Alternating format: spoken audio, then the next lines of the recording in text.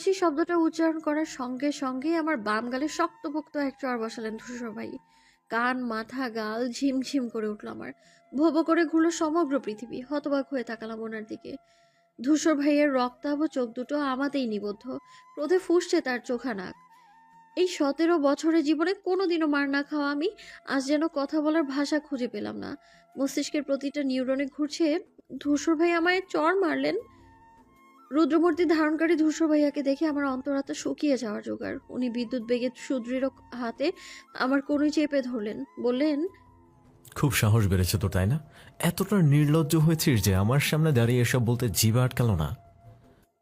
ওনার ধমকে আমার ছোট্ট শরীরটা কম্পিত হয়, থরথর করে কাঁপে হাঁটু। তবু খুব কষ্টে সাহস জুগিয়ে বললাম, আমি কি করব?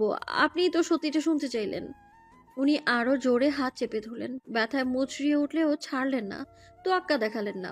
উল্টে রাগে আগুন হয়ে বললেন, তোর জিভ টেনে ছিঁড়ে ফেলবো পিউ। তুই আমায় চিনিস না। ভবিষ্যতে তোর মুখ থেকে এসব যেন না শুনি। আমিও হেরে যাওয়ার পাত্রী নই। ভয় পেলেও কাঁপা কণ্ঠে বিরোধিতা জানিয়ে বললাম, কেন বলবো না আমি? আমি কি কাউকে ভালোবাসতে পারি না? কাউকে ভালো লাগতে পারে না আমার? আপনিই বা কেন এত রিয়েক্ট করছেন? আপনি বুঝি কাউকে ভালোবাসেন না? ধূসর ভাইয়ার ভ্রু শিথিল হলো অমনি। আমি স্পষ্ট খেয়াল করলাম ওনার বদলে যাওয়া অভিব্যক্তি। কিছুক্ষণ অমত হয়ে চেয়ে রইলেন, পরপরই চিবুক শক্ত করলেন, দাঁত খিচে বললেন, এক থাপ্পড়ে তোর সব দাঁত ফেলে দেবো বেয়াদব। তোর বয়স কত? হ্যাঁ, ভালোবাসার কি বুঝিস তুই? পড়াশোনার নাম করে কলেজে গিয়ে এসব করছিস?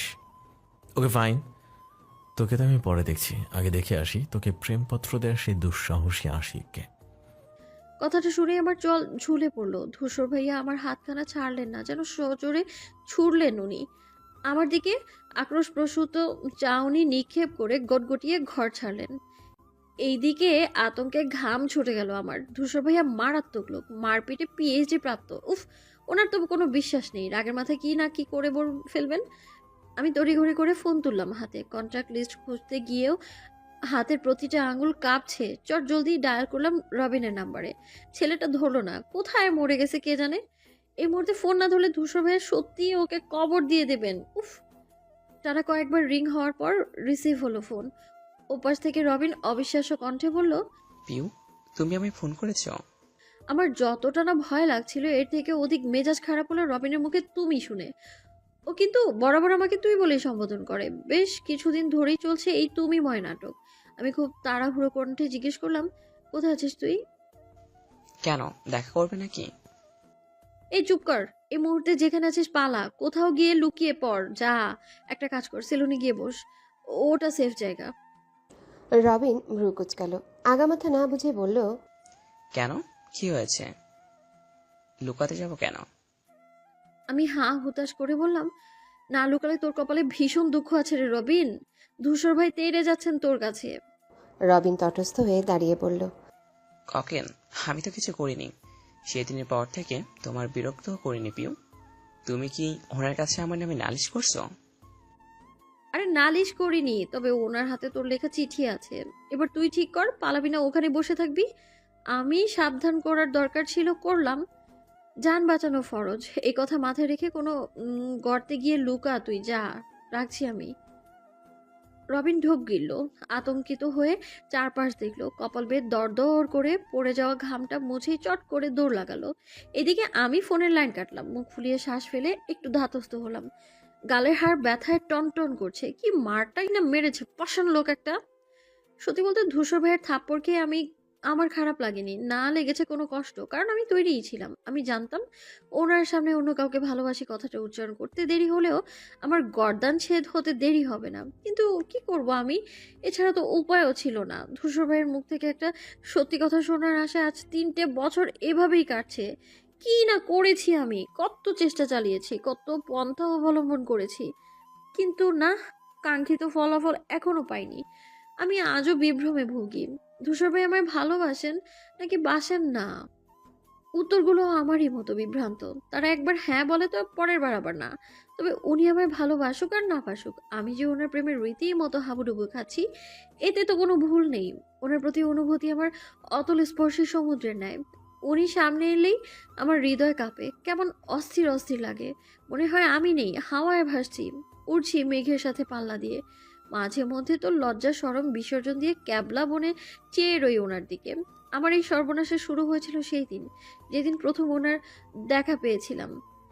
ধূসর ভাই আমার চাচাতো ভাই, মেজো চাচুর একমাত্র ছেলে, অথচ ভাই বোনের দিক থেকে সবার বড়। আমাদের একান্নবর্তী পরিবার। আব্বুদের 4 ভাইয়ের আন্ডা বাচ্চা ধরলে সে এক মস্ত বড় তালিকা। ভাইদের মধ্যে আমার আব্বুই সবার বড়। বিষয়টা একটু ওলটপালট। হিসেব মতো বড় ভাইয়ের ছেলে মেয়ে বড় হলেও এই দিক থেকে আব্বু অনেক পিছিয়ে। কারণ আব্বুর আগে মেজো চাচু বিয়ে করে বউ এনেছিলেন ঘরে। চাচি নাকি অন্য কোথাও বিয়ের তোড়জোড় চলছিল। আবার অন্যদিকে সেজো চাচুর ছেলে সাদাফ ভাই, সেও আমার বড়। সম্পর্কে ঠিক হলেও বয়সটা কমপ্লিকেটেড। সে যাকগে, আমার বয়স যখন 8, ধূসর ভাইকে পড়াশোনার জন্য পাঠানো হয় নিউ ইয়র্কে। পাক্কা 7 বছর বিদেশে কাটিয়ে ভাইয়া দেশে ফিরলেন। যেদিন ওনার আসার কথা, কি উৎসবটাই না লেগেছিল বাড়িতে। আত্মীয় স্বজনের উপচে পড়া ভিড়ে পা রাখার জো ছিল না। সকলের উৎকণ্ঠিত অপেক্ষার ইতি টেনে ধূসর ভাই এক কদম রাখলেন বাড়িতে। বড় বড় মানুষদের মধ্য দিয়ে আমি কোনো রকমে খরগোশের মতো ঢুকিয়ে উকি ঝুঁকি দিলাম ওনাকে দেখার জন্য। ঠিক যেই মাত্র দেখেছি, বিনা দ্বিধায় নাম লেখালাম এই প্রেম নামক সমূহ বিনাশের খাতায়। রীতিমতো পিছলে পড়লাম ওই লম্বা চৌড়া মানুষটার প্রেমে। এত সুদর্শন সুপুরুষ আমার চাচাতো ভাই, ভাবতেই আমার চিত্ত অম্বর ঘন কালো মেঘে ছেয়ে গেল। ওনার পাশে ভাই শব্দটা একটু মানতে ইচ্ছে করলো না। কেন এই লোক আমার ভাই হবে? পরিবারের বাকিরা ওনাকে ভাইয়া ভাইয়া বলে মুখে ফেনা তুললেও আমি কখনোই ওনাকে ভাইয়া বলে ডাকিনি। 6 ফুটের অত বড় একটা লোককে ধূসর ভাই বলে সম্বোধন করেছি। এভাবে তো মানুষ পাড়াপড়শি কেউ ডাকে, তাই না? ওনাকে সম্বোধনের দিক দিয়ে যত দূরে ঠেলবো, মনের দিক দিয়ে তত কাছে আসবেন। কিন্তু উনি উনি একটা ফালতু লোক, একটা গর্দভ, একটা বোকারাম। আজ 3 বছর আমি ওনার চোখের সামনে ঘুরঘুর করে এত এত প্রেম ঢেলে দিচ্ছি, অথচ এই মানুষটা চোখেই পড়ছে না। সে দুনিয়ার সব বোঝে, বোঝে না শুধু আমাকে। যেন প্রেম কি আদৌ জানেই না। ছেলেদের বেশি সুন্দর হতে নেই, হলেই তাদের অহংকার বেড়ে যায়। এই যেমন ওনার আকাশচুম্বী ভাব। উনি আমাকে মনে করেন ড্রেনের ময়লা পানি, যা দেখলেই নাক মুখ কুঁচকে আসবে। আমাকে ধমকানো যাবে, রাগানো যাবে, আজকের পর মারাও যাবে, কিন্তু ভালোবাসা যাবে না। কখনো ভালো করে তাকায় অবধি না। সেই লোকের আবার ভালোবাসা, ভাবতেই তো আমার মনটা ছোট হয়ে এলো। কাঁদো কাঁদো চেহারায় ঘর থেকে বের হলাম আমি। অমনি সামনে বললেন আম্মু। বেখেয়ালে আমাকে একবার দেখে আবার সতর্ক চোখে তাকালেন। তোর গালে দাগ কিসের? চট করেই গালে হাত বোলালাম। আমতা আমতা করে বললাম, কই কিসের দাগ?" আম্মু চিন্তিত হয়ে এগোতে ধরলেন। আমি তৎক্ষণাৎ লাফিয়ে এক পা পিছিয়ে গিয়ে বললাম, মশা কামড়েছে আম্মু, সত্যি বলছি।" মশা কামড়ালে আঙুলের ছাপ বসবে কেন? কেউ মেরেছে?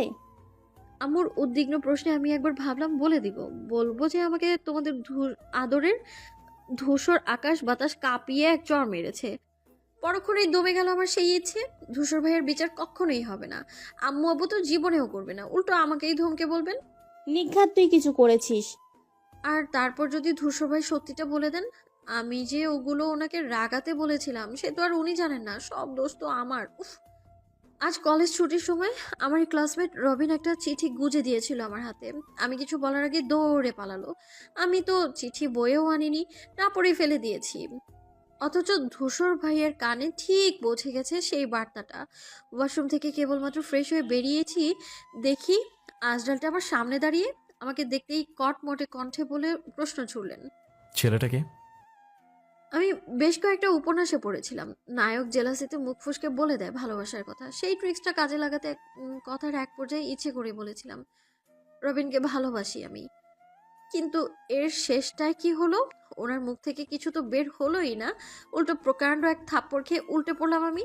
ভেবেই দীর্ঘ ব্যথিত এক নিঃশ্বাস ফেললাম আমি। আম্মু তীক্ষ্ণ দৃষ্টিতে তাকিয়ে বললেন, কি ব্যাপার?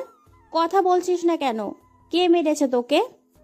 আমার সম্বিত ফিরলো। কথা ঘোরাতে বললাম, কে মারবে? কি যে বলো না আম্মু, তুমি কি কাজে যাচ্ছিলে? যাও না আম্মু, আমার অনেক দাঁড়ানোর সময় নেই। মিছিমিছি ব্যস্ততা দেখিয়ে একরকম পালিয়ে এলাম। পেছন থেকে আম্মু অনেকবার ডেকেও আমাকে দাঁড় করাতে পারলেন না। আমি গিয়ে উকি দিলাম সাদিফ ভাইয়ার ঘরে। আস্তে করে ডাকলাম, ভাইয়া, ও ভাইয়া। না, সাড়া এলো না। ভাইয়া তো এই সময় বাসায় থাকেন। আজ তো রবিবার, তবে কি ছাদে? ঘুরে তাকাতে যাব অমনি একটা প্রশস্ত বুকের সঙ্গে ধাক্কা লাগলো নাকে। পিছিয়ে পড়ে যেতে ধরলেই সাদিক ভাইয়া যত্রতত্র হাত টেনে ধরলেন আমার। টালমাটাল আমিটাকে সোজা করে দাঁড় করিয়ে এলেন। তুই কি সত্যি এত পুষ্টিহীনতায় ভুগছিস পিউ? সামান্য একটা ধাক্কা খেয়ে এভাবে পড়ে যায় কেউ? আমি নাক ডলতে ডলতে ওনার দিকে তাকালাম। চোখে চশমা পড়ুয়া ফর্সা গোলগাল চেহারার ছেলেটাকে সরু চোখে নিরীক্ষণ করে বললাম, আমি কি জানতাম আপনি আসবেন? উফ, শরীর না লোহা ওটা। সাদিক ভাইয়ার কপাল গুটিয়ে বললেন, আমি তো তোর মতন তুলো খাই না। যাকগে, ও কি মারছিলি কেন? আমি ফটাফট বললাম, একটা হেল্প চাই, করবেন? সাদিক ভাইয়া ভ্রু নাচালেন। কি হেল্প? আমি উসখুস করতে করতে বললাম, ধূসর ভাইকে একটা ফোন করবেন। ভাইয়া চোখ ছোট করলেন। কেন? কি কাজ? না মানে শুনতাম আর কি উনি কোথায় আছেন। তোর ফোন থেকে কর। আমি চুপসে এলাম। মাথা খারাপ? এখন ওনাকে ফোন করব নিজের বিপদ বাড়াতে? তাছাড়া ধরবেন কি না তারই ঠিক নেই। সাদিক ভাইয়া কল দিলে একটা কথা ছিল, ধূসর ভাইয়ের চোখের মনি উনি। সাদিক ভাইয়া বললেন,